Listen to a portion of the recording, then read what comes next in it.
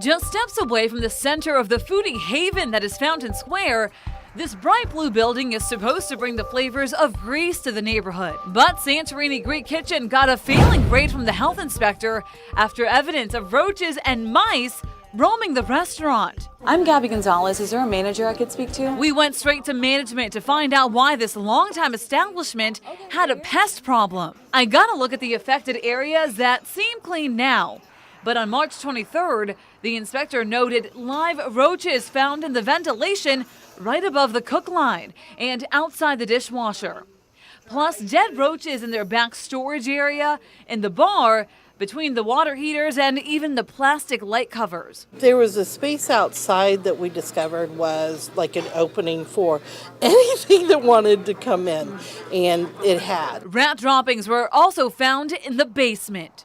At the bottom, there was some droppings and things like that. Plus, management threw away 20 pounds of gyro meat after the inspector said it was stored at the wrong temperature. And they had not put it away yet for lunch, so it was sitting there and it needed to be put away. The health department temporarily shut down Santorini Greek Kitchen for a day until they addressed all 12 critical violations and slapped the restaurant with a $1,000 fine. It was a good learning experience, you know. I hate that it happened. Co-owner Jeanette Sowie said they've been working hard to fix the problems and showed us around to see the improvements. They put the screening through so that nothing could get in. Efforts to keep pests out are now in full effect. And Sowie says additional traps are set around the restaurant. They've also put up signs to remind employees what they need to do on a daily and weekly basis to protect customers' health. I couldn't work in a place that wasn't legitimate. Won't happen again. After 2 rechecks, inspectors say all the violations were resolved. Next up, we headed to Indy's South Side to Wheels of Wonder, where families are encouraged to lace up their skates, hit the rink, and grab a bite. But according to the health inspector, earlier this year, discoveries made among the skates put the brakes on a positive report. The inspector wrote, the floor is soiled with remains of dead mice.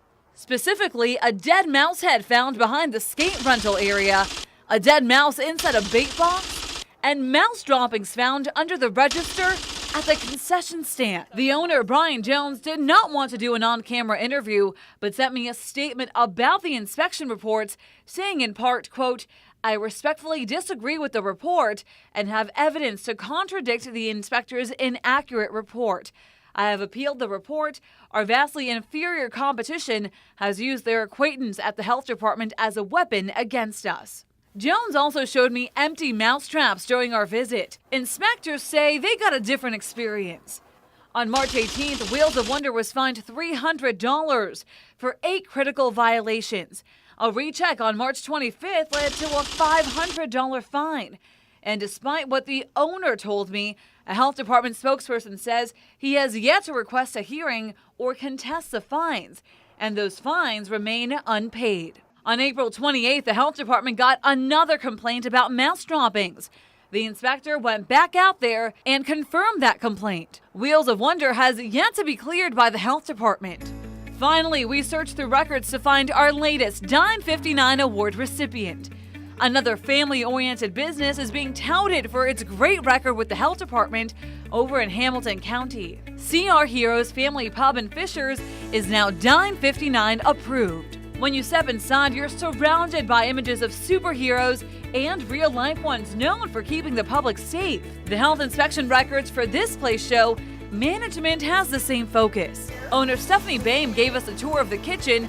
They've gone 5 years with just 1 critical violation. She credits determination and her staff for the restaurant's impeccable inspection streak. I think you have a responsibility as a restaurant owner to make sure that everything's clean and served in a safe environment, and that's utmost importance. A lesson for other restaurants still trying to step it up and meet health standards. I can go back in that kitchen at any point, and it's exactly how I want it to look. Eating out in Indy is very popular with Hoosiers, and health inspectors work hard to make sure your experience is safe. But what about the food you cook at home? What's being done to hold grocery stores accountable? We utilize the same food code that we do in the restaurants as we would the grocery facilities. It is on a larger scale. You have several departments.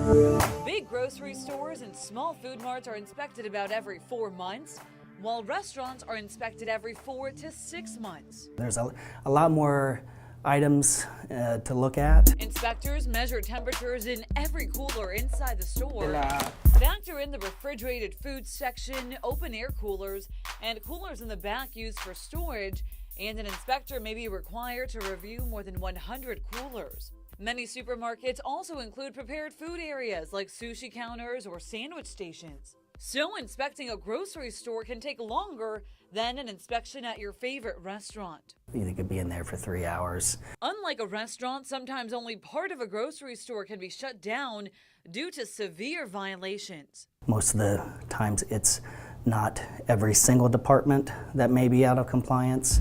So we wanted to know who's making the grade and who's putting your health at risk. I analyzed dozens of inspection reports, and what I found is alarming. Among the worst violations, pools of blood, rat droppings, and filthy equipment. Our first offender is the marsh on Greyhound Pass in Carmel. On December 3rd, inspectors found 12 critical and 34 non-critical violations. That's the most in Hamilton County out of all supermarkets and restaurants. So you guys went from 2 in December of 2015 to 46 in December of 2016. Mm-hmm. Do you know why there was such an increase? We had changes in management Okay. and just a little lull. The inspector found employees in the deli didn't know how to wash their hands or clean properly. They also didn't know about the right temperature controls and sanitation. A sewage smell was detected in the deli, and the fish department's walk-in cooler was dirty. Employees were ordered to clean every piece of equipment due to heavy soil buildup. We've fully corrected every issue that we've ever had. And they did. A follow-up inspection on January 19th found 1 critical and 5 non-critical violations. We head to the south side for our next offender, Eden Asian Grocery Store on Madison Avenue, where our cameras were allowed in the back of the store. The health department fined this place $500 on December 20th after the inspector discovered a large package of whole meat thawing in a pool of blood, cutting boards soiled with blood, and a freezer also covered with blood. The owner talked to me on the phone. So you're saying that you fixed everything? Yeah. The owner's wife walked us to their back room and cooler to show us their progress. A follow-up inspection at Eden Grocery Store on January 4th found no violations.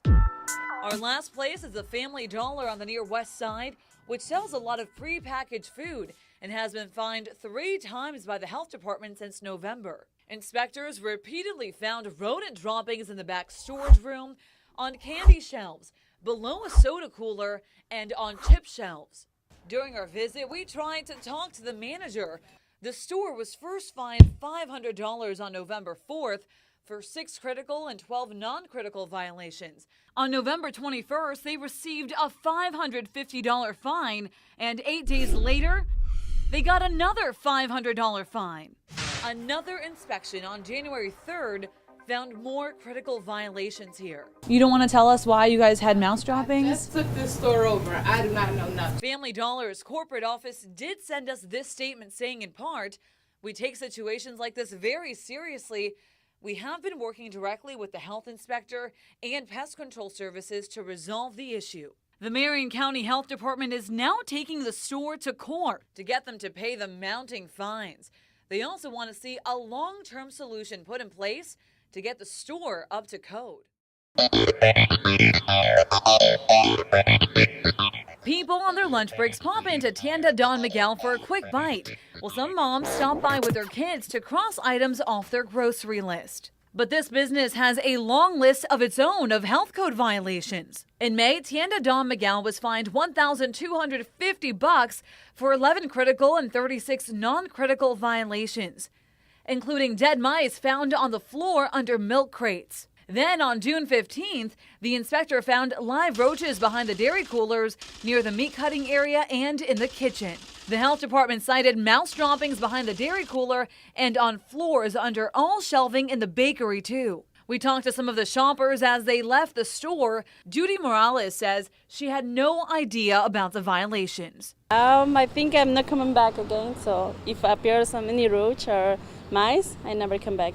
Also in June, the health department got a complaint from a customer who said she'd bought a package of meat, steak, and it had a roach and egg sac on the package. The health inspector went in, spoke to the owners, and verified that complaint. So the Dirty Dining team went undercover.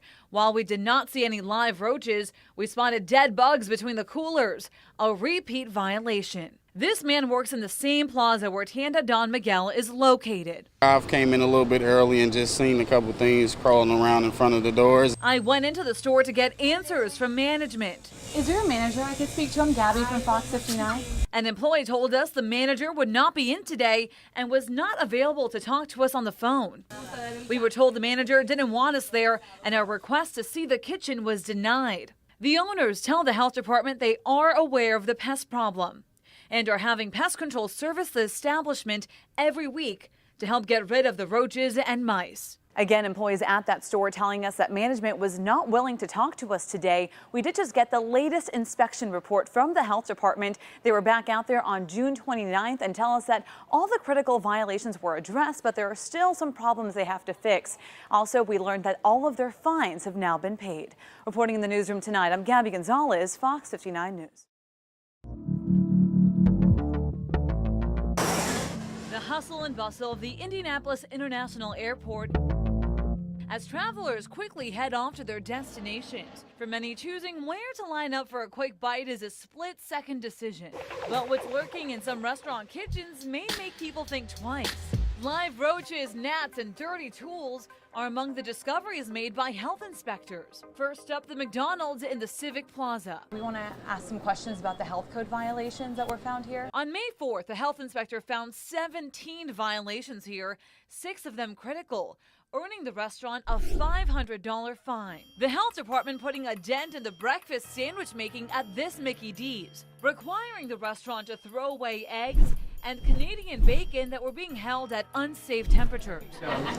Employees did not seem surprised when the Dirty Dining team showed up. Eventually, they directed us to a woman who said she's the owner. We just wanted to ask you about that and see if you wanted to show us how things have been cleaned up. I'm not taking you behind the counter, but yes, they have been resolved. Also on the violations list, gnats by the tea urns, employees not washing their hands, and dirty cooking tools. Plus, the inspector saw one employee drop a spatula on the floor and then put it back for continued use. What do you attribute those issues to? Was it just an issue with the employees or just them not knowing how things were done? What do you think about that? Just negligence, I would say. And it created that. By a recheck the next week, most violations were fixed. Next up, just past the security gate, Shapiro's Deli. This Shapiro's Deli is not owned or run by the original Shapiro owners. Instead, a large concession operator is in charge. Even sometimes when you have a brand here, it may not actually be that local operator. Issues here started back in May. The health department slapping Shapiro's with a $250 fine for 4 critical and 2 non-critical violations. Among the sandwiches, soups, and salads, the inspector says several live roaches were seen at the facility on June 30th after a customer filed a complaint about the same problem. A follow-up inspection on July 10th revealed more roaches there, and the restaurant was fined $150. Shapiro's was cleared on July 17th during yet another inspection. Management sent us a statement saying, quote, "Upon learning of the situation, our on-site team moved quickly to address the deficiencies. SSP America is passionate about delivering an authentic culinary experience to travelers, which includes ensuring we operate clean and safe facilities." We reached out to the Indianapolis Airport Authority to learn how they oversee the restaurants. While we don't have direct oversight as to how a particular company deals with its processes, we don't mind at all inserting ourselves. We meet with them regularly. and we talk about issues like this. And then certainly when there's things to follow up on, we do that as well. Another string of restaurants working to clean up their act, this time inside an award-winning airport with plenty of competition. We will stay diligent.